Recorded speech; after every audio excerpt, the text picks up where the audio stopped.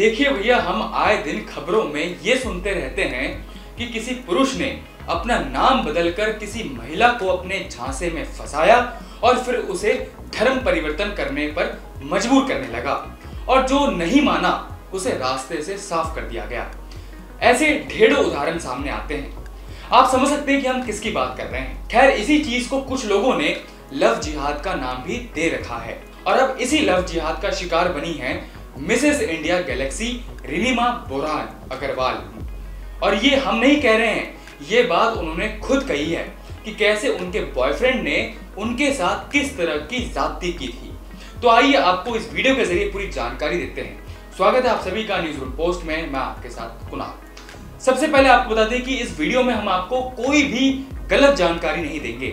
हम आपको सिर्फ वही बताएंगे जो खुद रिनीमा बोरा अग्रवाल ने कही है और लिखी है।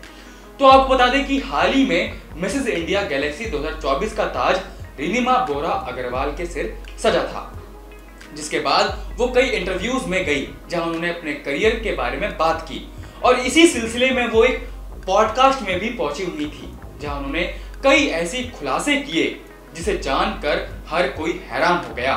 और रिनीमा बोरा अग्रवाल मिसेस इंडिया गैलेक्सी 2024 से ज्यादा अपनी बातों को लेकर चर्चा में आ गई। दरअसल रिनीमा ने बताया कि 16 साल की उम्र में ही वो बेंगलुरु पढ़ने के लिए चली गई थी। वहां एक मुस्लिम लड़के के साथ वो रिश्ते में आई। बाद में उस लड़के ने उन्हें गाली देनी शुरू की। कई बार उसका रवैया देखकर उन्होंने उसे तालिबानी भी कह दिया था। मतलब वो हिंसा इतना करता था, वो उन्हें बेरहमी से पीटता था। रिनीमा याद करती हैं और बताती हैं कि उन्हें जबरन बीफ भी खिलाया गया। उस लड़के के अम्मी अब्बा ने जबरन बीफ खिलाने के लिए मजबूर किया था। यहाँ तक कि रिनीमा का नाम बदलकर आयशा हुसैन भी रख दिया गया था उनके बॉयफ्रेंड के द्वारा। उन्हें नमाज पढ़ने के लिए भी मजबूर किया गया था।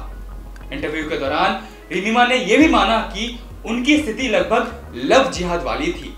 उनका बॉयफ्रेंड उन्हें यह भी धमकी देता था कि अगर वो उन्हें छोड़ती हैं तो वो उन पर एसिड फेंक देगा या फिर कुछ भी कर सकता था। अब क्या था, इतना कुछ होने के बाद और इस इंटरव्यू के सामने आने के बाद सोशल मीडिया पर लव जिहाद को लेकर चर्चा फिर से तेज हो गई। लोग उनकी वीडियो शेयर करके लड़कियों को चौकन्ना करने लगे, यानी सचेत करने लगे। लेकिन जैसे ही ये सब शुरू हुआ तभी रिनीमा बोरा ने अपने बयानों से उलट जाकर बयानबाजी कर दी और लव जिहाद की घटनाओं को नकार दिया। उन्होंने जबरन नमाज पढ़ने की बात, बीफ खिलाने की बात, नाम बदलने की बात सब पॉडकास्ट में स्वीकारी थी, मगर बाद में एक पोस्ट के जरिए उन्होंने पोस्ट किया कि वो लव जिहाद जैसी चीजों को नहीं मानती है। उन्होंने अपने पोस्ट में कहा, इस रील को देखने के लिए आप सभी का धन्यवाद, लेकिन मैं एक बात बहुत स्पष्ट कर देना चाहती हूँ कि मैं लव जिहाद की चीजों पर विश्वास नहीं करती या उसका समर्थन नहीं करती। ये एक विचारधारा जो मुझे लगता है कि प्रेम, सम्मान और समझ के आधार पर अपने रिश्ते चुनने के हमारे मौलिक अधिकारों के खिलाफ है। रिनीमा बोरा आगे लिखती हैं कि पूरे पॉडकास्ट में मैंने एक व्यक्ति से जुड़ा व्यक्तित्व अनुभव साझा किया, ना कि पूरे मजहब से। मेरे लिए एक महत्वपूर्ण है कि यह बातचीत वास्तविक मुद्दे घरेलू हिंसा पर केंद्रित रहे, ना कि मजहबी मतभेदों पर।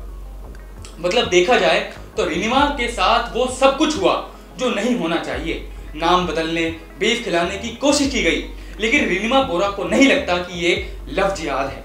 खैर, जो ठोकर खाकर भी नहीं सीखता उसको क्या ही कहा जा सकता है। वैसे आप सभी की इस मुद्दे पर क्या राय है, हमें कमेंट कर जरूर बताएं और देखते रहिए न्यूज़ रूम पोस्ट।